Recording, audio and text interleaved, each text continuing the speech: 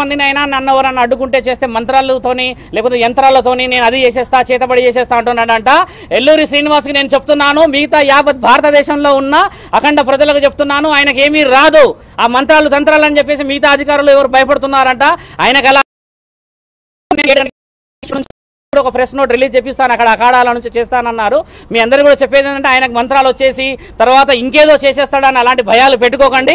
నేను శివరుద్ర సాధువుని, నేను ఒక సాధకుడిని. నాతో పాటు ఎందరో గురువులు, సాధువులు, పీఠాధిపతులు, మతాధిపతులు అందరూ మద్దతుగా ఉన్నారు.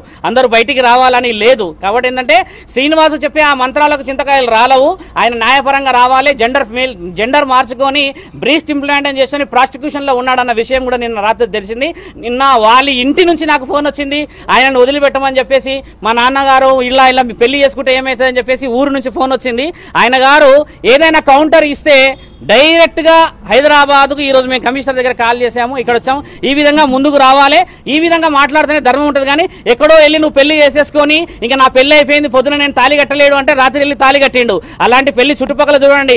ఆయన గారు ఏదో పెద్ద చేసేస్తాడని అంటే అడవిలోకి వెళ్ళేసి అనామకులైన మనుషుల మధ్యలో చేరేసి ఒక పెళ్లి వీడియో పెట్టిండు. పురుషాంగం లేని నీకు పెళ్లి అవుతుంది, ఆ పెళ్లికి విలువ లేదని తెలుసు. శాసన గ్రంథాల్లో లీగల్గా కూడా ఉంది.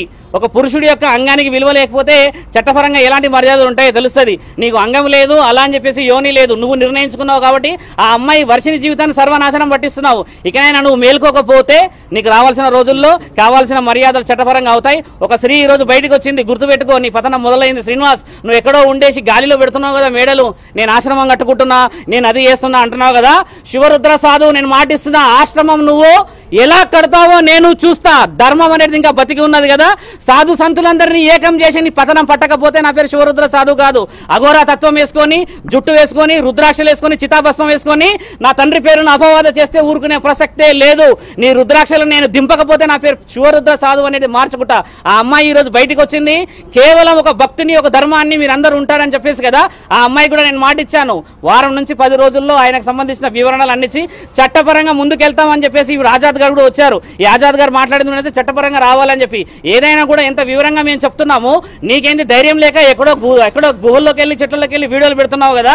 లైవ్ గా వచ్చి మాట్లాడమంటే కొందరు వ్యక్తులతో మాట్లాడుతున్నావు, డిబేట్కి ఎందుకు రావట్లేదు?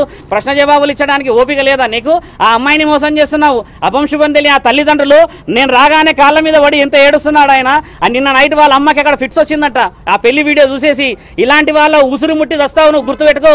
నిన్ను కన్న తల్లిదండ్రుల ఏలూరి శ్రీనివాస్ అని చెప్పేసి నీ ఊర్లో నీకు విలువ లేదు, అక్కడ బహిష్కరణ చేశారు. ఆ లింగ మార్పిడి చేసుకున్నావు, అక్కడ బతకలేకపోయావు. ఇక్కడ శివతత్వం అన్నావు, ఇక్కడ బతకలేకపోయావు. ఎందుకు మానవ జన్మెత్తినావు నువ్వు? అర్థం పర్థం లేని వీడియోలు ఇచ్చి అర్థం పర్థం ఇచ్చి ఏం ఫేమ్ అవుతున్నావు అనుకుంటున్నావు? బాగా గుర్తుపెట్టుకో, నువ్వు చేస్తున్నంత అధర్మమైన పనులు. ఈ రోజు అందరూ వస్తున్నారు బయటికి, ఎక్కడెక్కడో కేసులు నీ మీద మొదలవుతున్నాయంటే నీ పతనం మొదలైంది. విచ్చలవిడిగా నువ్వు వీడియోలు చేసేసి దూరం ఉన్నా అని చెప్పేసి ఏదైతే విర్రవీగుతున్నావో భూమినే ఉన్నావు, గుర్తుపెట్టుకో. ఈ రోజు కాకపోతే రేపటి రోజు ఖచ్చితంగా దొరుకుతావు నువ్వు. దానికి సమాధానం ఈ స్త్రీ చెప్పడానికి ఆ కుటుంబం అంతా సిద్ధంగా ఉన్నది, అక్కడ ఇంకో కుటుంబం అంతా సిద్ధంగా ఉన్నది. శివరుద్ర సాధువుకు నువ్వు సమాధానం చెప్పాల్సిన అవసరం లేదు, అడ్వకేట్ గారికి సమాధానం చెప్పాల్సిన అవసరం లేదు. కానీ నీవు శరీరకంగా వాడుకున్న అమ్మాయిలకి మాత్రం సమాధానం ఆ కుటుంబానికి చెప్పే బాధ్యత ఉంది. నేను కూడా నిన్ను ఆ సాధు రక్షణ నుంచి కిందికి దింపకపోతే ఈ వారం 10 రోజులలో ఎక్కడికైతే అక్కడికి నేను సిద్ధమే. నీలాగా మాటలు వదిలేయడం నాకు రాదు. ముందుకు వచ్చిన తర్వాత ఏం మాట్లాడాలో, ఎలా నిర్ణయాలు తీసుకోవాలో నాకు తెలుసు. చట్టపరంగా పోతాను కాబట్టి నేను సాధువునయ్యాను. నువ్వు అఘోరి అని పేరు పెట్టుకుంటున్నావు కదా, అసలైన అఘోరాలు వస్తున్నారు. వచ్చినప్పుడు వాళ్ళ చేతుల నీకు గుండు గీపియకపోతే, నేను చెప్తున్నా కదా, ఈ సనాతన ధర్మాన్ని గెలిపియకపోతే నేను నా తండ్రి పరమశివుడి మీద ఆనేసి చెప్తున్నా, నీ పతనం మొదలైంది శ్రీనివాస్. ఆ అమ్మతో కూడా మీరందరూ మీడియా వాళ్ళు లీగల్గా మాట్లాడండి, లీగల్గా చేయండి. ఆ అమ్మాయిని కాపాడే బాధ్యత అందరి మీద ఉన్నది. అమ్మ నువ్వు చెప్పు తల్లి. ఇప్పుడు నువ్వు ఆయన గారు 2-3 విషయాలు స్ట్రాంగ్ వదిలాడు, ఆధారాలు లేవన్నాడు. ఇప్పుడు ఆధారాలు లేవనంటే నువ్వేమంటావు?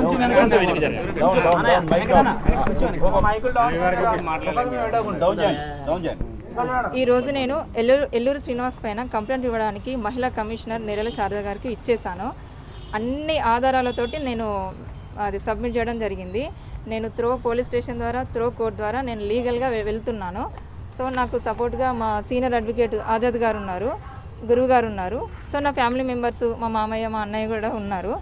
సో దీన్ని నేను ఇంకా ముందుకు నేనే కాదు, నాలాంటి ఆడపిల్లలు చాలామంది ఉన్నారని నేను కూడా విన్నాను. వాళ్ళంతా బయటకు రావాలని కోరుకుంటున్నాను.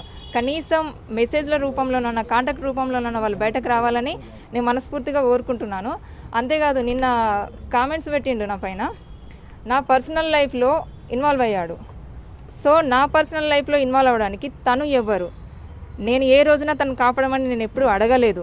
మరి కాపాడమని నేను అడిగినప్పుడు ఈ రోజు నన్ను కాపాడాలి కదా, అలా ఎందుకు పారిపోతాడు? గత 20 డేస్ నుంచి నా నంబర్ ఎందుకు బ్లాక్లో పెడతాడు? అంతేకాదు ఈ వర్షిని అమ్మాయి అది ఇప్పుడు ఎందుకు వచ్చింది ఈ అమ్మాయి ముందుకు అని అంటున్నాడు కదా. 2 డేస్ బ్యాకే కదా వర్షిని పెళ్లి చేసుకున్నా అని చెప్పింది.